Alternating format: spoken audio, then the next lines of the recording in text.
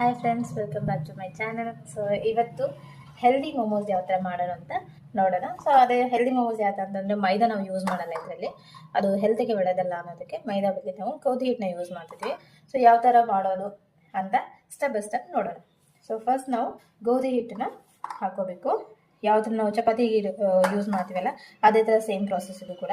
ಗೋಧಿ ಹಿಟ್ಟಿಗೆ ಸ್ವಲ್ಪ ಉಪ್ಪು ಹಾಕ್ಕೊಂಡು ನಾವು ಮಿಕ್ಸ್ ಮಾಡ್ಕೋಬೇಕು. ನೀಟಾಗಿ ನೀರು ಹಾಕಿ ಹಿಟ್ಟಿಷ್ಟು ರೆಡಿಯಾಗಿದೆ. ಇಷ್ಟು ಉಪ್ಪು ಹಾಕ್ಕೋಬೇಕು. ಬೇಕಿದ್ರೆ ಸ್ವಲ್ಪ ಕಮ್ಮಿ ಕೂಡ ಹಾಕ್ಕೋಬೋದು, ಟೇಸ್ಟಿಗೆ ಎಷ್ಟಿರುತ್ತೆ ಅಷ್ಟೇ, ಜಾಸ್ತಿ ಹಾಕೊಳ್ಳೋ ಆಗಿಲ್ಲ. ಇವಾಗ ಇದರಲ್ಲಿ ಸ್ವಲ್ಪ ನೀರು ಹಾಕ್ಕೋಬೇಕು. ಈ ಥರ ಮಿಕ್ಸ್ ಮಾಡ್ಕೋಬೋದು. ಚಪಾತಿಗೆ ರೆಡಿ ಮಾಡ್ಕೋದು, ಸೇಮ್ ಪ್ರೊಸೆಸ್ ಇರೋದು. ಜಸ್ಟ್ ಡೋ ರೆಡಿ ಮಾಡ್ಕೋಬೇಕು.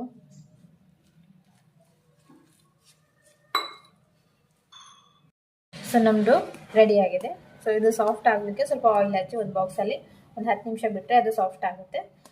ಅಲ್ಲಿವರೆಗೂ ನಾವು ನೆಕ್ಸ್ಟ್ ಏನು ವೆಜ್ಜಸ್ ಬೇಕೋ ಅದನ್ನು ಕಟ್ ಮಾಡ್ಕೊಳ್ಳೋಣ ಅಂತ.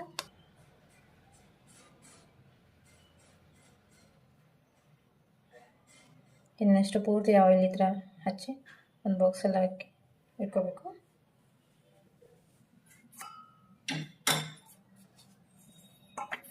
ಈ ಥರ ಇಟ್ಕೊಂಡು ಒಂದು 10 ನಿಮಿಷ ಕವರ್ ಮಾಡಿ ಇಟ್ಕೊಂಡು ಯಾವ್ಯಾವ ವೆಜ್ಜಸ್ ಬೇಕು ಅಂತ ನೋಡೋಣ. ಮಿರ್ಚಿ, ಕ್ಯಾರೆಟ್, ಕ್ಯಾಬೇಜ್, ಕ್ಯಾಪ್ಸಿಕಮ್ ಮತ್ತು ಶುಂಠಿ ಮತ್ತು ಬೆಳ್ಳುಳ್ಳಿ ಇಷ್ಟಿದ್ರೆ ಸಾಕು. ಇದಕ್ಕೆ ಆಪ್ಷನಲ್ ಏನಾದರೂ ಪನ್ನೀರ್ ಅಂತ ಇಷ್ಟ ಆದರೆ ಅದನ್ನು ಕೂಡ ಯೂಸ್ ಮಾಡ್ಕೋಬೋದು. ಇವಾಗ ಇದನ್ನೆಲ್ಲ ವಾಶ್ ಮಾಡಿಕೊಂಡು ಕಟ್ ಮಾಡ್ಕೊಳ್ಳೋಣ. ಫಸ್ಟ್ ನಾವು ಕ್ಯಾಬೇಜ್ನ ಈ ಥರ ಕಟ್ ಮಾಡಿಕೊಂಡು ವಾಶ್ ಮಾಡಿ ಇಟ್ಕೋಬೇಕು. ಸೊ ಇವಾಗ ಇದು ಸ್ವಲ್ಪ ಬಾಕ್ಸ್ ಏನಿದೆಲ್ಲ ಇದರಲ್ಲಿ ಸ್ವಲ್ಪ ಸ್ವಲ್ಪ ಹಾಕಿ ನೀಟಾಗಿ ಸಣ್ಣದಾಗಿ ಕಟ್ ಮಾಡ್ಕೋಬೇಕು.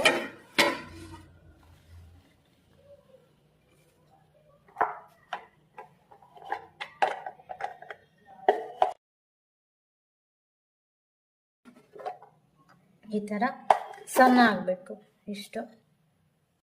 ಇವಾಗ ವಾಶ್ ಮಾಡ್ಕೊಂಡಿರುವಂಥ ಕ್ಯಾರೆಟ್ನ ಕಟ್ ಮಾಡ್ಕೊಳ್ಳೋಣ.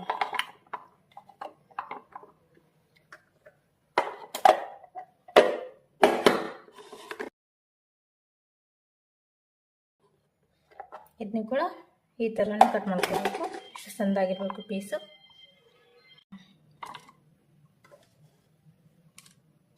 ಕ್ಯಾಪ್ಸಿಕಮ್,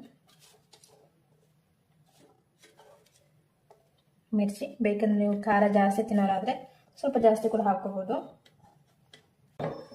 ಇದು ಶುಂಠಿ, ಬೆಳ್ಳುಳ್ಳಿ ಇದನ್ನೆಲ್ಲ ಸೇರಿ ಕಟ್ ಮಾಡ್ಕೊಳ್ಳೋಣ.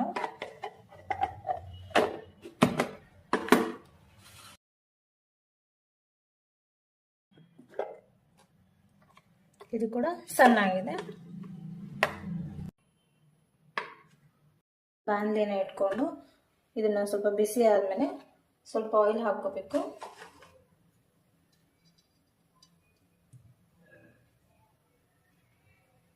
ಸ್ವಲ್ಪ ಹಾಕಿದರೆ ಸಾಕು, ಜಾಸ್ತಿ ಆಯಿಲಿ ಆಗುತ್ತೆ ಅದು. ಎಣ್ಣೆ ಇವಾಗ ಕಾದಿದೆ. ಸೊ ಇವಾಗ ಕ್ಯಾಪ್ಸಿಕಮ್, ಮಿರ್ಚಿ ಮತ್ತು ಜಿಂಜರ್ ಗಾರ್ಲಿಕ್ ನಾವು ಕಟ್ ಮಾಡ್ಕೊಂಡಿದ್ದಿಲ್ಲ ಅದನ್ನು ನಾವು ಫಸ್ಟ್ ಫ್ರೈ ಮಾಡಿ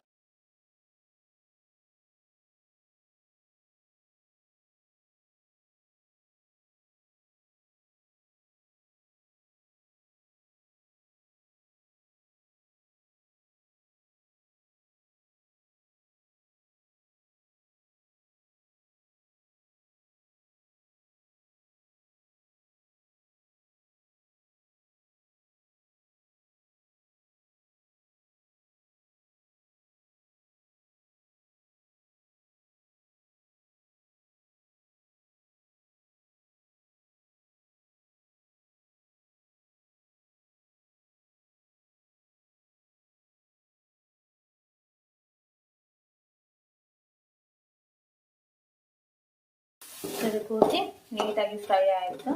ಕಲರ್ ಕೂಡ ಚೇಂಜ್ ಆಗಿದೆ. ವೆಜಿಟೇಬಲ್ ನೀವು ನೋಡ್ಬೋದು ಈ ಥರ ಕಲರ್ ಚೇಂಜ್ ಆಗುತ್ತೆ ಪೂರ್ತಿ. ನೋಡಿ ಇವಾಗ ಇದು ಸಾಫ್ಟ್ ಆಗಿದೆ. ಇವಾಗ ಪೂರಿಗಿಂತ ಸಣ್ಣದಾಗಿ ನಾವು ಎಲೆ ಮಾಡ್ಕೊಳ್ಳೋಣ. ಸ್ಟಫಿಂಗ್ ರೆಡಿ ಇದೆ. ಈ ಥರ ತೆಳ್ಳಗಾಗಿ ಸಣ್ಣದಾಗಿ ಎಲೆನ ರೆಡಿ ಮಾಡ್ಕೋಬೇಕು. ಇವಾಗ ಸ್ಟಫಿಂಗ್ನ ಫಿಲ್ ಮಾಡೋಣ.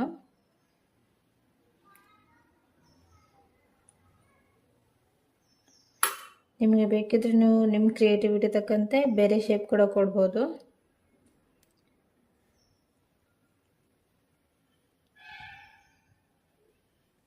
ಸೊ ಇದು ಈ ಥರ ಕಾಣಿಸುತ್ತೆ, ಮೋದಕ್ ಥರ.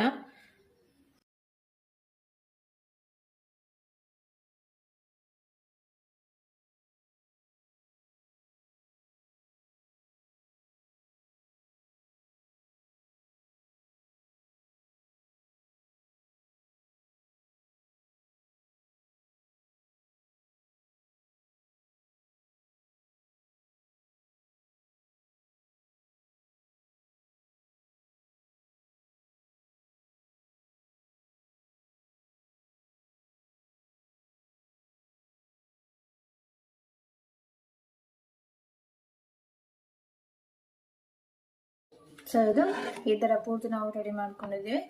ಇವಾಗ ಇದನ್ನ ಸ್ಟೀಮ್ ಮಾಡ್ಕೊಳ್ಳೋಣ.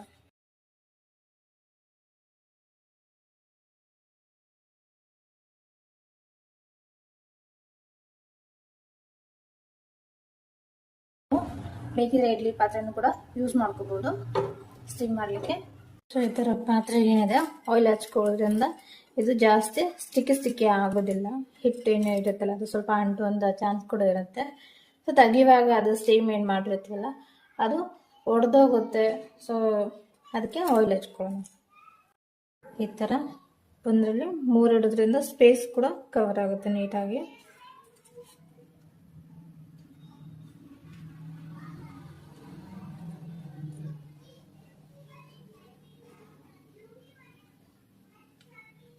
ನೀರು ಕಾದಿದೆ ಇವಾಗ.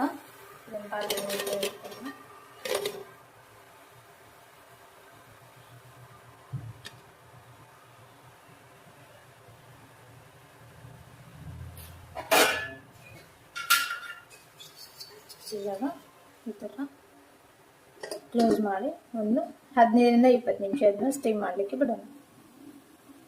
ಈ ಥರ ಸ್ಟೀಮ್ ಆಗಿದೆ ನೀಟಾಗಿ ನೋಡ್ಬೋದು. ಪೂರ್ತಿ ಕಲರ್ ಕೂಡ ಸ್ವಲ್ಪ ಇದನ್ನು ಚೇಂಜ್ ಆಗಿದೆ. ನಮ್ಮ ಹೆಲ್ದಿ ಟೇಸ್ಟಿ ಮೋಮೋಸ್ ರೆಡಿ ಇದೆ. ಸೊ ಇದನ್ನು ನಾವು ಸರ್ವ್ ಮಾಡ್ಕೊಳ್ಳೋಣ.